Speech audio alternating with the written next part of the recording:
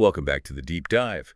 Today we're plunging into one of history's most persistent forces, really something that's shaped just about everything, every civilization, built grand monuments, but also led to, well, our deepest tragedies. It's a force with two faces, isn't it? Building cathedrals, digging mass graves, liberating people, forging new chains. Exactly. And that elemental force, of course, is power.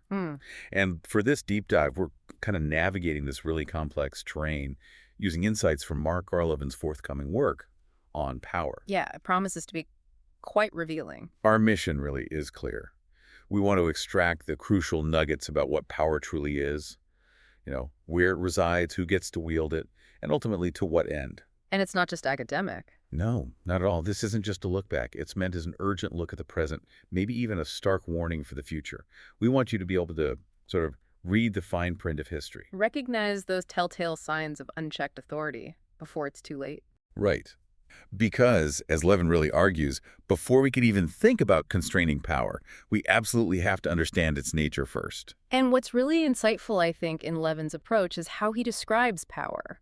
He doesn't frame it as inherently evil, but rather as inherently dangerous. He uses this analogy like it's a primal energy, almost like fire. Okay, fire. How so? Well, fire can give you warmth, light, sustain life. But if it's uncontrolled, it can burn down everything you hold dear. Right. So that reflects his core idea then, a deep skepticism of concentrated authority. Exactly. That's a thread you see running through pretty much all his work. He's deeply wary of putting too much power in too few hands. So if power is this primal energy, this potentially dangerous force, what does Levin see as the core impulse, the driver behind the lust for it?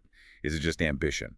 He suggests it goes deeper than that. It stems from what he calls a dark aspect of human nature. Okay. This desire, basically, to compel, command, dominate others. It's fundamental, he argues. He calls it the philosophy of the tyrant. The philosophy of the tyrant.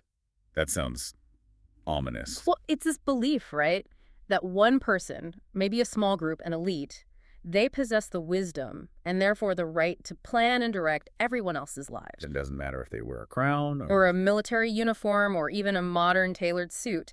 The underlying impulse, Levin argues, is the same, subordinating the individual's will to the state's will. And once that power is gathered, Levin seems very clear that it's almost never given up willingly. That's a key point. It's like it takes on a life of its own. It wants to grow, expand its reach, consume any competing authorities, silence dissent. He puts it quite vividly.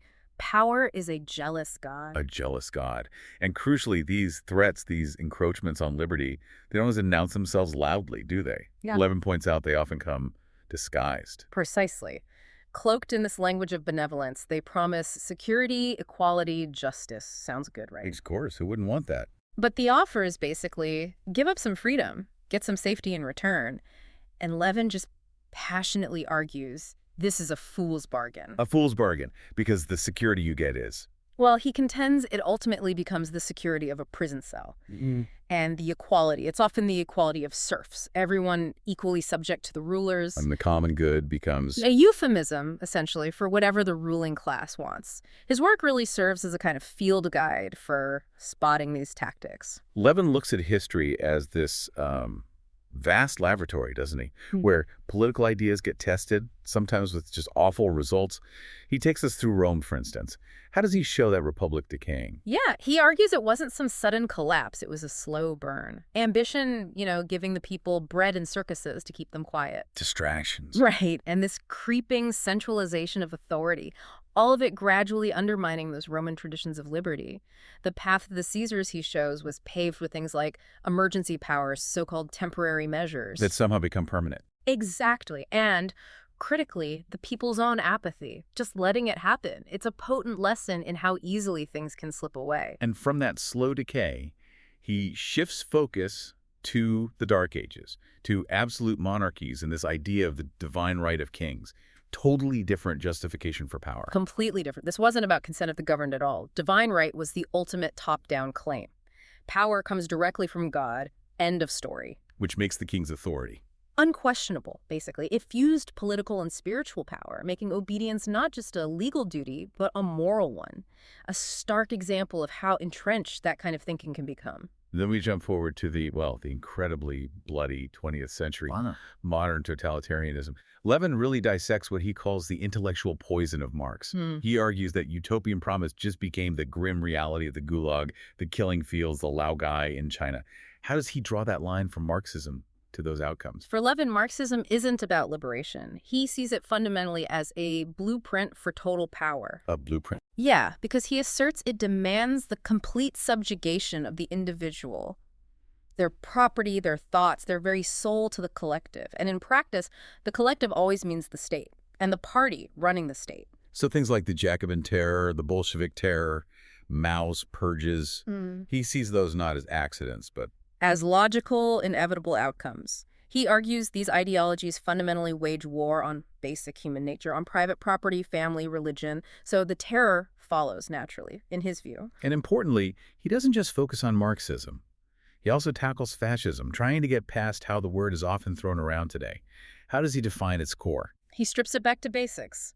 It's another collectivist ideology. It worships the state. The individual is just a cog in the machine, existing only to serve the nation's destiny. And the surprising link he makes between fascism and communism, despite being enemies. Right. He highlights that despite fighting each other bitterly, they were, in his analysis, brothers in some crucial ways. Brothers how? Brothers in their hatred of individualism, their contempt for liberal democracy, and ultimately their worship of raw, untrammeled power. That's the common denominator he points to. Okay, so that's a heavy tour through history. What does Levin argue all this means for us right now?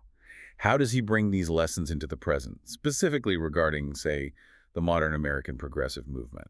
Well, he argues that while the context and methods are obviously different, this movement, in his view, shares a dangerous intellectual lineage with those older collectivist ideologies. In what ways? What does he point to? He points to things like the consistent push for a larger, more centralized government, the growth of what he calls the administrative state, we can get into that, attempts to control speech and thought, often framed as fighting disinformation or hate speech, and also what he sees as a drive to subordinate individual rights to group identity politics. For Levin, these aren't fundamentally new threats, just old poisons in new bottles. Okay, you mentioned the administrative state. Levin focuses quite a bit on that. What exactly is he describing, and why is it such a problem from his perspective? He describes it almost like a headless, unaccountable fourth branch of government. You know, this alphabet soup of agencies, the EPA, IRS, DOE, countless others. Right. The problem, he argues, is that they combine powers the founders deliberately separated. These agencies often have quasi-legislative power. They write detailed regulations like laws. Quasi-executive power, they enforce them. And quasi-judicial power, they adjudicate disputes over them. All under one roof, often with unelected officials. Exactly. Unelected bureaucrats doing all three. For Levin, that's the very definition of the kind of consolidated power, the tyranny, that the Constitution's structure, particularly the separation of powers, was designed to prevent. And his critique extends to the legal system, too, specifically this idea of a living constitution. What's his issue with that? He argues that the living constitution theory is essentially designed to free judges from the actual text and original meaning of the document. Allowing them to. Allowing them to effectively update or rewrite the Constitution from the bench based on their own political preferences or perceived societal needs. So when judges do that, Levin contends, the Constitution stops being a fixed charter that limits government. It becomes like a lump of clay, something malleable that can be shaped to authorize almost any expansion of government power that the ruling elite wants. It replaces the rule of law with the rule of men, essentially. Then there are the cultural forces he discusses. He's quite critical of the mainstream media and academia. What role does he see them playing in this dynamic? Well, he's quite blunt. He contends the mainstream media often functions less like an independent watchdog and more like a propaganda arm, or even a Praetorian Guard. Praetorian Guard. Yeah. Like the Roman emperor's bodyguards who sometimes pick the next emperor. Exactly. Protecting the established order, sometimes shaping it. And academia, in his view, has largely become, as he puts it, a factory for leftist indoctrination, teaching students what to think, not how to think, and often instilling contempt for American history and principles like individual liberty. He then takes aim at specific ideologies he labels as forms of cultural Marxism, things like wokeism, critical race theory, intersectionality. How does he characterize these? He argues these ideologies fundamentally divide people into warring identity groups, race, gender, etc. They replace the focus on individual rights and equality under the law with, in his words, a mix of group grievance, collective guilt, and a demand for equity. Equity meaning equal outcomes, not equal opportunity. Right, equal outcomes enforced by the state. He contends this whole approach is just a recipe for endless social conflict and, crucially, a justification for massive government expansion into every part of life. Paints a pretty bleak picture. He seems to be echoing Tocqueville's warning about a soft tyranny. Very much so.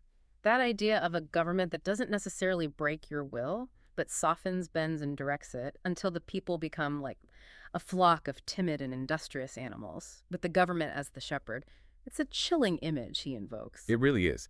But, as you said, Levin doesn't just diagnose the problem. On Power, particularly the second half, seems focused on the cure. And for him, that cure lies in the foundations laid back in 1787. Absolutely. He champions the U.S. Constitution as, well, maybe the single greatest achievement in the history of human governance. Why? Because its primary design wasn't to empower rulers. It was to restrain them. Precisely. He emphasizes the founders weren't naive utopians, they were hardened realists.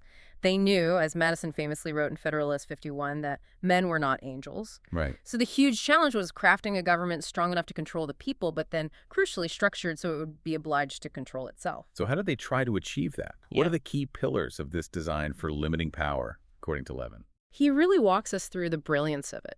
First, the separation of powers. They didn't put all authority in one place. They deliberately split it. Legislative, executive, judicial. 3 co-equal branches. Each with its own job, and crucially, each empowered to push back against the others. Ambition must be made to counteract ambition, as Madison put it. This friction, this tension between the branches. That wasn't a bug, it was the system, designed specifically to slow power down, prevent it from getting concentrated. Okay, so separation of powers is one. Then there's federalism. That's about dividing power differently, right? Exactly. It's not just separating powers within the federal government. It's also dividing power between the federal government and the states. A compound republic, they called it. And the idea was the federal government only had specific listed powers. Few and defined enumerated powers. Levin stresses that the vast majority of governing authority was meant to be reserved to the states or directly to the people. This creates multiple centers of power, acting as another crucial bulwark for liberty. It allows states to be, laboratories of democracy. Trying different approaches. Right. Avoiding a one-size-fits-all national control. And the third pillar, the Bill of Rights. Levin gets really passionate about these, but maybe not in the way people usually think about them. Yeah, he argues very strongly they are not gifts from the government. They're not permissions. They are explicit prohibitions on the government. Stop signs for the state. Exactly. They declare certain fundamental areas of life basically off limits to state power. Your conscience, your speech, self-defense, property, privacy. These aren't rights the government grants. They are rights that pre-exist government, endowed by our Creator, as the Declaration says. So the government's job isn't to grant them, but to secure them, to protect these pre-existing unalienable rights. That flips the whole relationship on its head compared to most systems throughout history. You can really see the influence of thinkers like Locke on natural rights, Montesquieu on separation of powers, Cicero on the rule of law. Absolutely. And later thinkers, too, like Tocqueville observing American civil society, or Bastiat showing how law can be twisted from protecting liberty to enabling plunder. Levin presents the Constitution as drawing on this deep well of wisdom about human nature and power. Okay, so if that's the cure, the diagnosis, and the prescription, how do we administer it? This is where Levin shifts from analysis to action, right? The Great Restoration. Indeed. The book doesn't end on a note of despair. It's really a clarion call to action, a summons for citizens to, wake up and reclaim what he sees as their birthright. And the ultimate check isn't just the document itself. No, he argues the ultimate check isn't just parchment. It has to be a virtuous and vigilant citizenry, a people who actually know their rights and, as he puts it, dare to maintain them. So what does that look like in practice? What are the key actions he calls for in this Great Restoration? He outlines a few key things. First, become students of our own history and founding principles. Actually read the Constitution, the Declaration, the Federalist Papers. You can't defend what you don't understand. Precisely his point. That's step one. Foundational knowledge. Okay, what's next? Second, engage actively in civic life. And he means more than just casting a vote every couple of years. It means really paying attention, showing up school board meetings, city council meetings, speaking out respectfully but firmly against government overreach. And, he adds, supporting candidates he terms true constitutional conservatives. So education and engagement, what's the third piece? The third involves using the tools the founders themselves provided, plus a deeper element. He revisits the idea of a convention of states under Article V of the Constitution. As a way for the states to bypass Congress. Exactly, as a peaceful constitutional tool for the people, acting through their states, to propose amendments that could impose things like fiscal restraints, term limits, or other structural reforms on the federal government. But even more fundamentally, he calls for a moral and spiritual renewal. Connecting liberty To a belief in a transcendent moral order, in rights coming from a creator, not from government.